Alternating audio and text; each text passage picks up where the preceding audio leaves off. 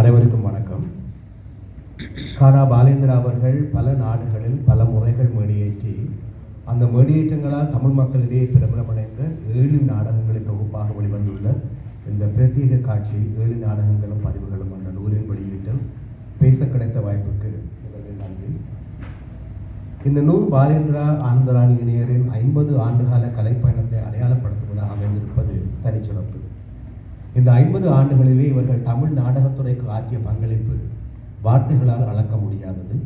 அந்த சேவைக்காகவும் நாடகங்களின் மீதும் தமிழ் மொழி மீதும் ஆர்வம் உள்ளவர்கள் என்ற வகையிலே அவர்களுக்கு எனது மனமார்ந்த நன்றி. இது டொரண்டோவிலே வரக்கூடிய அனைவருமே ப்ளூஜேஸ் அணியினதும் தளப்பந்து விளையாட்டினதும் ரசிகர்களாக மாறியிருக்கின்ற காலம். தளப்பந்திலே 3 ஸ்ட்ரைக்ஸ் என்பது முக்கியமான ஒரு விடயம். எனக்கும் பாலேந்திரா அவர்களுக்கும் இடையிலான இதுவரையான உறவு 2 ஸ்ட்ரைக்ஸ் என்ற நிலையிலே இப்பொழுது இருக்கிறது. நான் அவருடைய எல்லா நாடகங்களையும் பார்த்தவனில்லை. அவர் டொரண்டோவுக்கு கலைப்பயணங்களை மேற்கொண்டு நாடகங்களை மேடியேற்றிய போது 2 முறைகள் அவருடைய நாடகங்களை பார்க்கும் வாய்ப்பு எனக்கு கிட்டியிருக்கிறது. 2 ஸ்ட்ரைக்ஸ். அவர் டொரண்டோவில் நிகழ்த்தும் நூல் வெளியீட்டில் பங்கெடுத்துக்கொள்ள எனக்கு வாய்ப்பளிப்பது இது 2வது முறை. 2 ஸ்ட்ரைக்ஸ். இவற்றை விடவும் முக்கியமான ஒரு காரணம் ஒன்று இருக்கிறது. அதற்கு ஒரு 18-19 ஆண்டுகள் பின்னோக்கி செல்ல வேண்டும். நான் நெறியாழ்கை செய்வதற்காக நாடக பரவல்களை தேடிக்கொண்டிருந்த போது நான் ஆங்கில பிரதிகளை வாசித்து விரும்பி தேர்வு செய்த நாடகங்களை இது பாலேந்திரா செய்த நாடகம் ஆகவே வேண்டாம் என்று என் நண்பர்கள் 2 முறை தடுத்திருக்கிறார்கள். 2 ஸ்ட்ரைக்ஸ். அவற்றில் ஒன்று பெர்டோல்ட் பிரெக்ட்டின் The Exception and the Rule என்ற நாடகம். அதை யுக தர்மம் என்ற பெயரிலே பாலேந்திரா அவர்கள் பலமுறை வெளியேற்றி இருக்கிறார் என்பதை பின்னர் அறிந்து கொண்டேன். இங்கேயும் அதை சில பகுதிகளை நடத்தி காட்டினார்கள். அந்த பரவல் ஏற்கனவே நூலுறு பெற்றுள்ளது என்பதால் இந்த தொகுப்பில் இடம்பெறவில்லை என பாலேந்திரா தெரிவித்திருக்கின்றார். மற்றையதும் இங்கே செய்து காட்டிய ஒரு நாடகம் ஹெரல்ட் பெயிண்டரின் ஒன் ஃபார் தி ரோட் என்ற நாடகம். அது போகிற வழிக்கு ஒன்று என்ற பேரிலே இந்த தொகுப்பிலே இடம்பெற்றிருக்கிறது. நண்பர்கள் என்னை தடுத்ததற்கு பாலேந்திரா செய்ய நல்லா இருந்த நாடகத்தை இவன் செய்து கொடுத்துக் கொள்வான் என்ற பயமும், அதனால் நான் அடைய போகும் அவப்பேரிலிருந்து என்னை காப்பாற்ற வேண்டும் என்ற நல்லெண்ணமுமே காரணம் என எனக்கு தெரிந்திருந்த போது அந்த நாடகங்களை மேடியேற்ற முடியாது போனது எனக்கு ஏமாற்றமளித்தது. ஏனெனில் ஒரு நாடக பணுவலின் முழு வீச்சும் தாற்பயமும் அதை பல்வேறு நெறியாளர்கள் தத்தமது கற்பனை கண்களூடாக கையாளும் போதே வெளிப்படும் என்பது எனது அசைக்க முடியாத நம்பிக்கைகள் உண்டு. உதாரணமாக 2002ஆம் ஆண்டு 9வது அரங்காணலிலே பி. விக்னேஸ்வரன் அவர்கள் யூஜின் ஐஎன்எஸ்கோவின் லஷேஸ் என்ற நாடகத்தை நாற்காலிகள் என்ற பெயரிலே தமிழில் வெளியேற்றினார். அது மனதை அழுத்துகின்ற சோகமும் இயலாமையும் சொல்லும் அபத்த நாடகமாக இருந்தது. அதே நாடகத்தை சில வருடங்களுக்கு பின்னர் 2006 டொரண்டோவிலே இயங்குகின்ற தொழில்முறை நாடக குழுவான சோல் பேப்பர் தியேட்டர் கம்பெனி என்ற அமைப்பு தி சேர்ஸ் என்ற பெயரிலே ஆங்கிலத்தில் வெளியேற்றியது.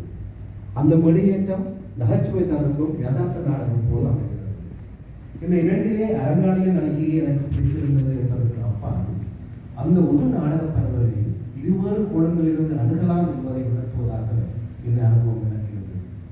அதே போல ஹெரல்ட் பெயிண்டரின் தி ஹோம் கமிங் என்ற நாடகம் பற்றி ஒரு சுயமான சம்பவம் பதிவிலே இருக்கிறது. அந்த நாடகத்தின் மையக்கரு ஒரு தம்பதியர் தத்தமது இறந்து போன பெற்றோருடன் கொண்டிருந்த உறவு எப்படி அவர்கள் இருவருக்கும் இடையேயான உறவை பாதிக்கிறது என்பது. நாடக பரவலிலே பெற்றோரின் பாத்திரங்கள் இல்லை. ஆனால் ஒரு மேடையேற்றத்திலே ஒரு நெறியாளர் இறந்து போன பெற்றோரை ஆவிகளாக மேடையிலே அறியப்பட்டிருக்கிறார். இந்த மேடையேற்றத்தை பார்க்க போன நாடகாசிரியர் பின்னர் நெறியாளரிடம் அந்த ஆவிகள் யார் என வினவ அவர்கள் தான் இறந்து போன பெற்றோர்கள் என நெறியாளர் பதில் சொல்லியிருக்கிறார். பின்னர் எந்த மரபும் சொல்லாமல் நாடகத்தை முடியும் வரை பார்த்துவிட்டு அமைதியாக வெளியேறியிருக்கிறார். இது மிகவும் நகைப்புக்கிடமான உதாரணம் என்றாலும் இதில் முக்கியமானது ஒரு பரவலை வெவ்வேறு நெறியாளர்கள் ஒவ்வொரு விதமாக அணுகுவார்கள். எனவே இது ஊக்குவிக்கப்பட வேண்டும் என்பதை அந்த வகையிலே பிரத்யேக காட்சியில் 7 நாடகங்களும் பதிவுகளும் என்ற இந்த நூலை கையெழுத்த போது எனக்கு மிகவும் மகிழ்ச்சியாக இருந்தது.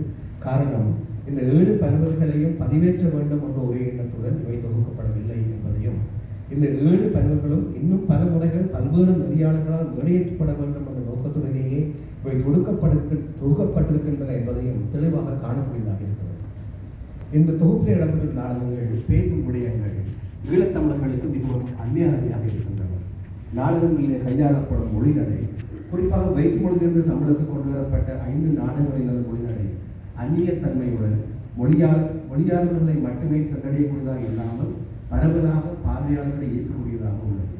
பாலேந்திரா தனது நூற்றையிலே இவை மொழிபெயர்ப்பு அல்ல, தமிழ் மொழியாக்கங்கள் எனப்படுகிறது. அதையே இங்கே கூறியிருந்தார். இந்த தன்மையிலேயே பண்பாட்டு மகிழ்ச்சியுள்ளமயமாக்கம் என குறிப்பிட்டிருந்தார் இந்த நூலுக்கு அணிந்துரை வழங்கியுள்ள கலாநிதி நவதர்ஷினி கருணாகரன். மேலும் நாடகங்களின் நீளங்கள் குறுகி அமைந்து கச்சிதமாக வெளியீட்டங்களுக்கு உகந்தவையாக இருக்கின்றன. அநேகமாக நாடகங்களோடு இணைக்கப்பட்டிருக்கும் வெளியீட்டங்களின் படங்கள் பெரும்பாலும் வண்ணத்தில் அமைந்து நாடகமாக்களின் ஒப்பனை பற்றி தெளிவாகவும் மேடை அமைப்பு பற்றி ஓரளவும் முக்கியமான தகவல்களை தெரிவிப்பதாக உள்ளது. ஒவ்வொரு நாடகமும் வெளியேற்றப்பட்ட காலமும் இடமும் பற்றிய தகவல்கள் வரலாற்றில் பதிவு செய்வதாய் மட்டும் அல்லாது தொடர்ச்சியை வேண்டுவதாய் அமைந்திருக்கின்றன.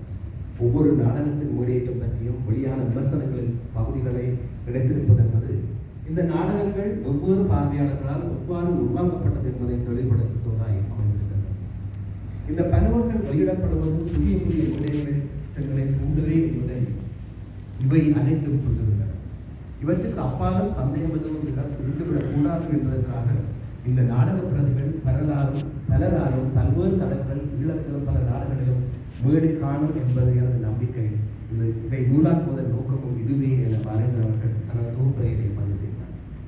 அவரின் இந்த நம்பிக்கையை, இந்த எதிர்பார்ப்பை கடந்த 50 ஆண்டுகளாக குறிப்பாக லண்டனுக்கு புலம்பெயர்ந்த பின் பாலேந்திரா ஆனந்தராஜ் இணையர் உலகளாவிய வகையில் மேற்கொண்டு வந்த தமிழ் நாடக விருத்தி பணியில் தொடர்ச்சியாகவே பார்க்கிறார். உலகெங்கும் உள்ள தமிழ் நாடக நெறியாளர்களுக்கான அறிகுறியாகவும் இதை எடுத்துக்கொள்ளலாம். 1996 மரபணி கல்யாணத்திற்குழு கண்டாவை தோன்றுவதற்கு உந்து சக்தியாக விளங்கிய ஒரு முக்கிய விடயம் பாலேந்திரா அவர்களின் தமிழ் அவைக்காட்டு கலைக்கழகம் தொடர்புகளே 1994 நிகழ்த்திய நாடக வெளியேற்றங்கள் என மரபணி நண்பர்கள் பலரிடம் பல முறை என்னிடம் கூறியிருக்கிறார்கள்.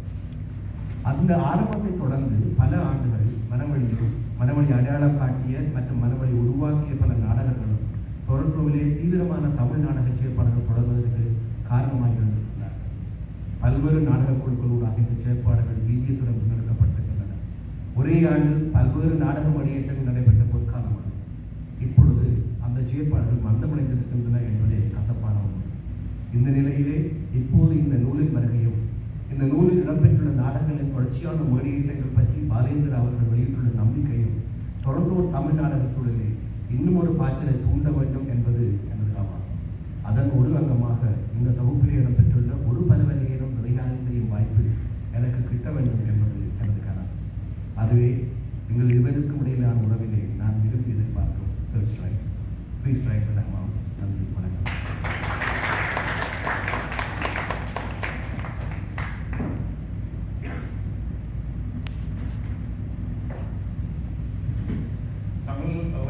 கலைக்கழகத்தின் முதலாவது கெனடிய நாடக விழா 1994 ஆண்டு நடைபெற்றது. அதில் ஐயா எலெக்ஷன் மாவை நித்யானந்தனின் ஐயா எலெக்ஷன் கேட்கிறார், மெனிகவுன், பசி, சம்பந்தம் போன்ற நாடகங்கள் இடம்பெற்றுள்ளன. 97 ஆண்டு நடைபெற்ற 2வது நாடக விழாவில் யுவல் தர்மம், கண்ணாடி வார்ப்புகள் ஆகிய நாடகங்கள் இடம்பெற்றுள்ளன. 2000 ஆண்டு தரங்காடல் நிகழ்வாக இவர்களது 2 நாடகங்கள் இடம்பெற்றுள்ளன. முகம் இல்லாத மனிதர்களும் இடப்பெயர்வு, மணிக்கவும், ஆற்றை கடத்தல் ஆகிய நாடகங்கள் இடம்பெற்றுள்ளன. 2015 ஆண்டு 4வது நாடக விழாவில் மரணக்குள் வாழ்வு என்ற நாடகம் மாறியிருக்கிறது. இப்பொழுது இந்த மேடையில் சம்பந்தம், எல்டன் செக்கோவின் சம்பந்தம் என்ற அந்த நாடகம் நடித்து காட்டப்படும். அதன் ஒரு பகுதி நடித்து காட்டப்படும். இதில் பங்கு பெற்றவர்கள் ஆனந்தராணி பாலேந்திரா